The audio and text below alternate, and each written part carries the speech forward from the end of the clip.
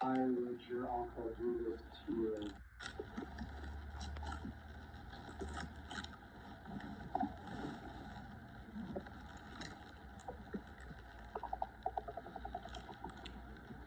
I'm curious how this all started. Like, why would your uncle do this to you? You mentioned, alleged that he had molested you at some point. Like, how did this all start? There was an issue with him and my dad having a falling out where they had some sort of agreement that if they kept that secret, what he did to me as a child, then my dad would use it as blackmail. This is to my understanding. And then John Flynn reopened a case where my dad staged a bar fight in 2016, right? And that case ended in perjury, where John Flynn ended up being embarrassed, where he ordered a special prosecutor, and my dad got caught lying for a case that he reopened. So when they had a falling out, that agreement where he was not, where I was staying silent, you know what I mean? Because I didn't want to be embarrassed and come forward as a victim, because it's not as if I had sex with one of my teachers. It's different when you're being molested by a male. So no one wants to come forward and talk about that, especially when it's someone with the kind of power he has, because now look what's happening, right? So I was smart in not coming forward all that time, because now when I do, look what's happening to my life. So it was believed that they were using that as blackmail over John Flynn, and forcing him to be part of their corruption, where they would pay bribes to him to allow them to commit crimes as members of the Kingston Motorcycle Club and the Buffalo Mob, and that they wouldn't get charged. That's to my understanding what my... Was that blackmail, your allegations against him? Yeah, I believe that my dad was trying to use that as blackmail over him after the case went sour, if I was explaining that correctly.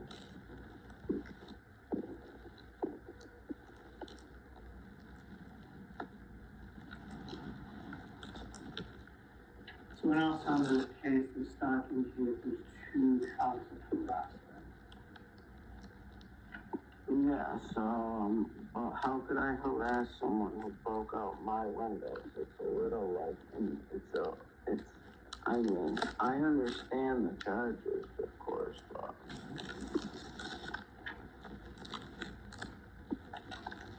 Who's Lauren Fina? A girl that tried to sleep with me. She is the ex-wife of drug kingpin Ron Serio, who was attaching narcotics with the highest levels of the Buffalo Mob. The Buffalo Mob, the Costa Nostra, and he is one of the people that was bribing DEA agent Joe Bongiovanni. She is the ex-wife of federal drug trafficker and federal agent briber Ron Serio.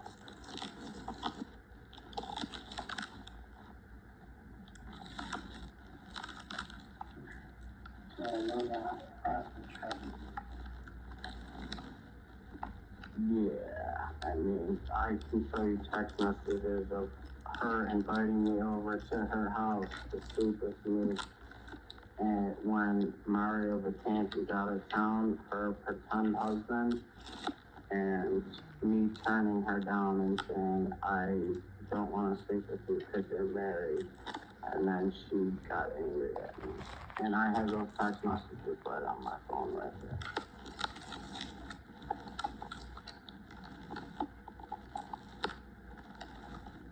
And she also invited me over for Thanksgiving with me and her mother. And she's also, would you like to know more about her? Or?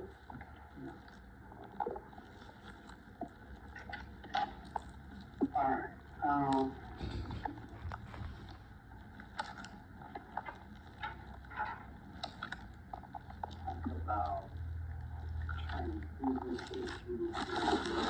This is the wonderful Cindy Cooper. and who is she to you? She is my assigned counsel attorney in Tonawanda, Indiana. How's that going? It has its ups and downs. She has helped me in some instances. Some instances I wish she'd done more, so it's up in the air. But I definitely where she's doing her best. She's with me and she has a plan to help me. So as of right now, we're rolling with that. Okay, what's the plan? She's gonna submit the motions that she thinks necessary, and the plan is really when we go to court, she talks and I don't talk, and well, going forward, and she will decide what is best course of action to move forward. Part of the reason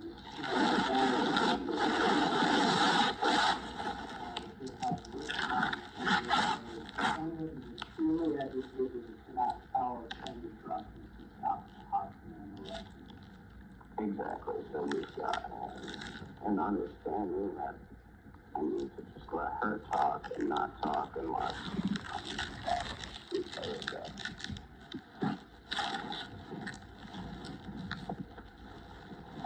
Any other attorneys on this case? Not on the cases in Amherst and the town of Tonawanda, but they refuse to do. I mean, actually, I think she's the only one that actually shows up or does anything. They refuse to even do anything.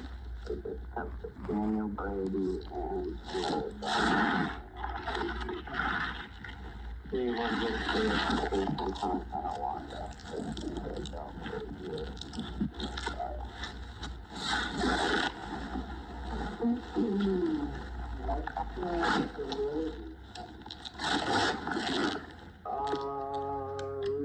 To uphold the phone contact of the ethics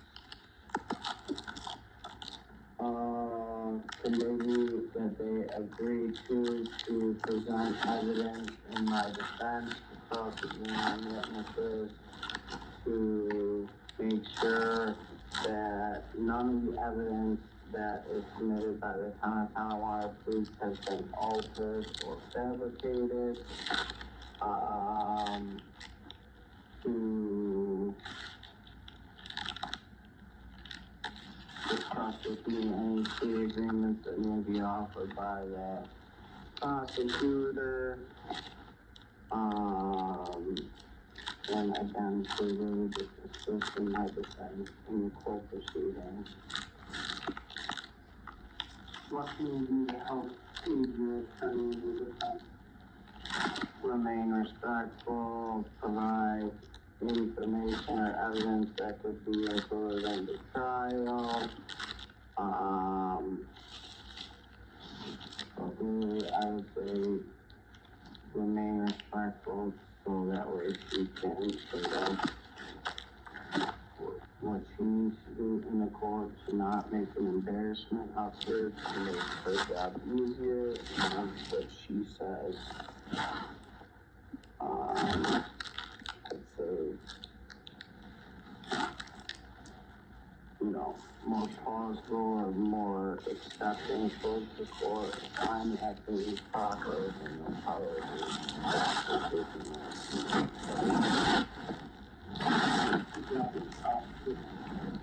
job as a prosecutor is to prevent factual evidence that has not been altered. For example, text messages, or their job is to cross-examine me if I take the defense take the stand in my own defense. Their job is to offer possible plea agreements, to enter in evidence, to abide by the discovery laws of New York State, to not commit perjury, to provide all video evidence that's requested by my attorney, to make sure that there's motions filed in court that constitute a constitutional rights violation, that they're not destroyed by the court, and that they're actually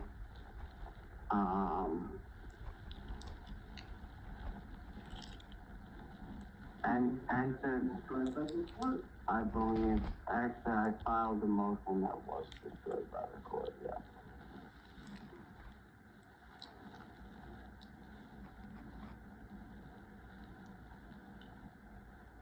And that outlines prosecutorial misconduct. And I have a picture of it as well. How do you know it's destroyed?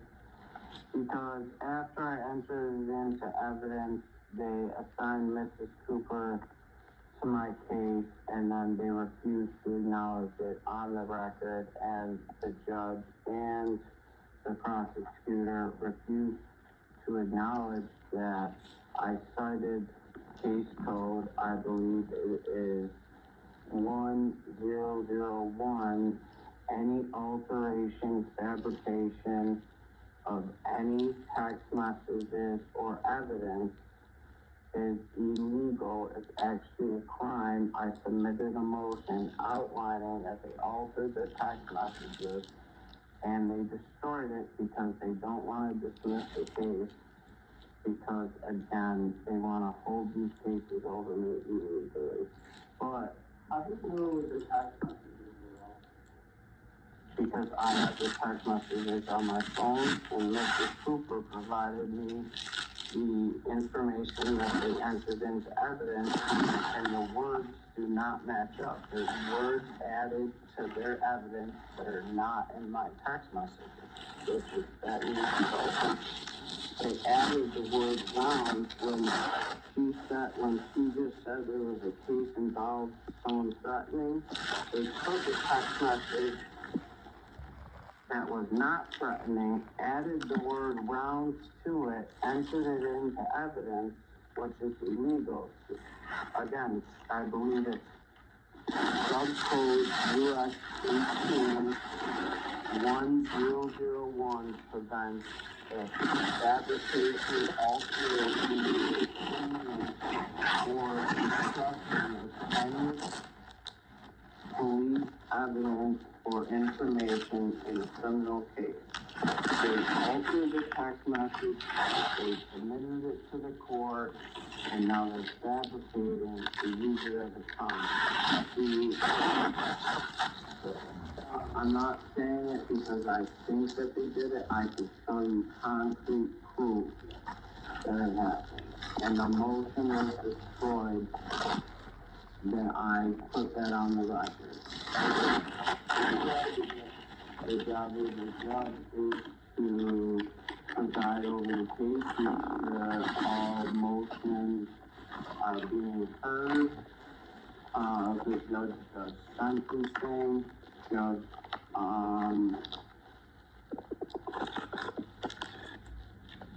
Judge would decide if a defendant doesn't want a trial by jury. A judge would decide guilty or not guilty. A judge also makes sure all evidence being entered in by the prosecutor and the defense is, factual and again, not been altered,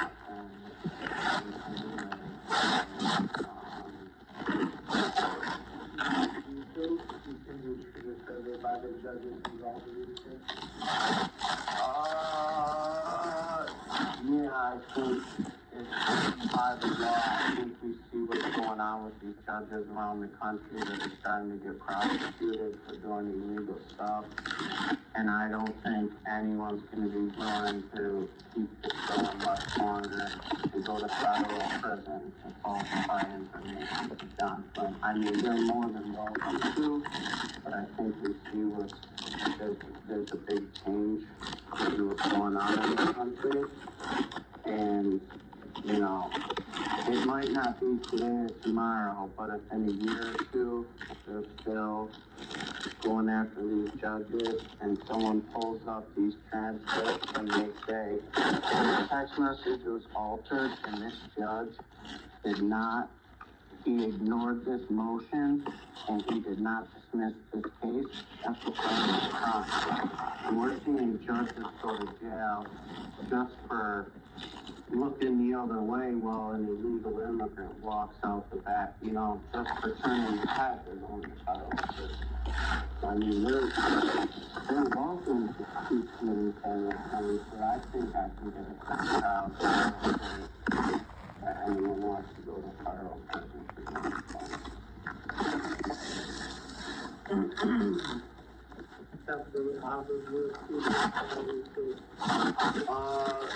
they have mentioned the idea of a global fee, but nothing has been put in writing or forwarded to my attorney with a concrete offer.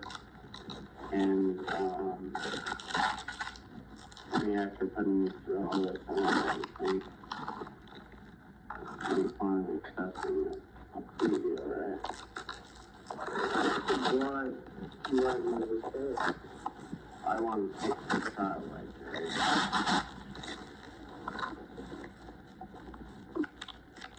And what do you think the outcome of that's going to be? Not guilty.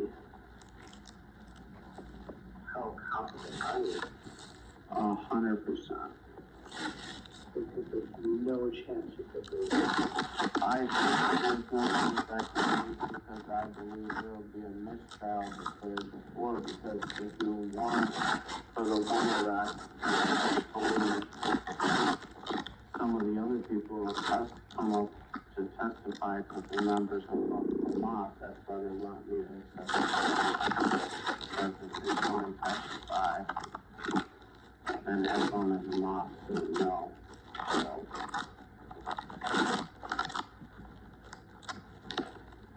and I don't think any jury of 12 suburban women are going to convict a person who was told, if your uncle doesn't dismiss my case, tread lightly, I'm just relaying the message.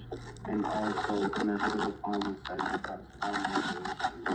and he broke his maid's arm, and he abused his wife, and he doesn't have custody of his kids.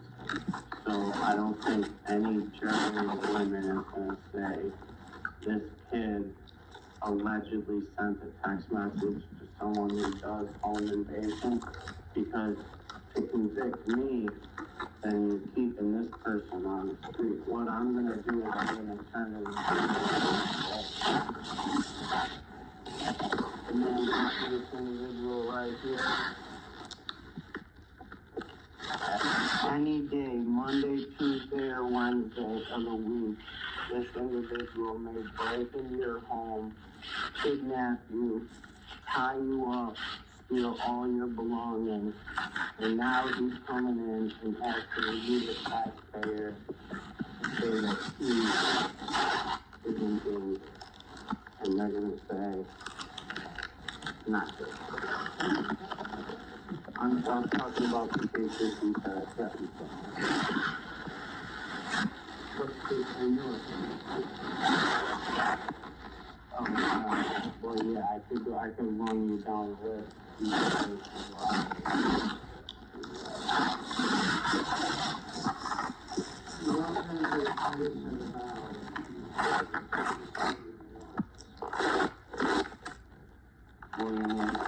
Well, your attorney is a lot better than any of us. I can imagine so. Maybe a conversation about your concern would be warrant. We have not, There.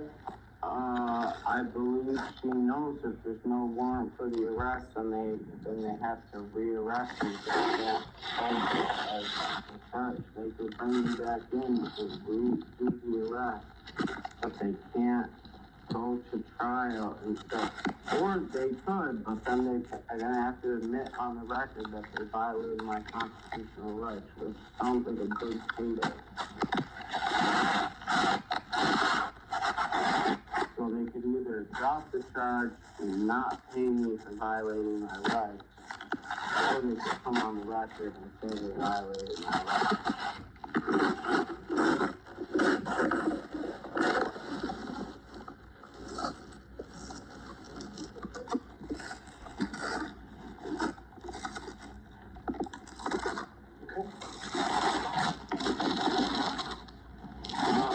Did you watch the game last night?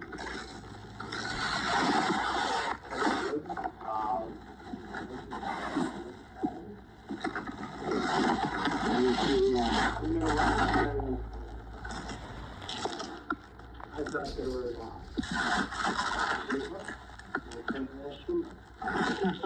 I'm a little bit. I'll watch it.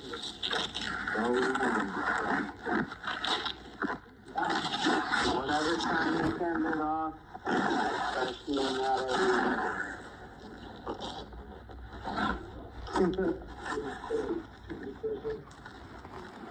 we all set here then?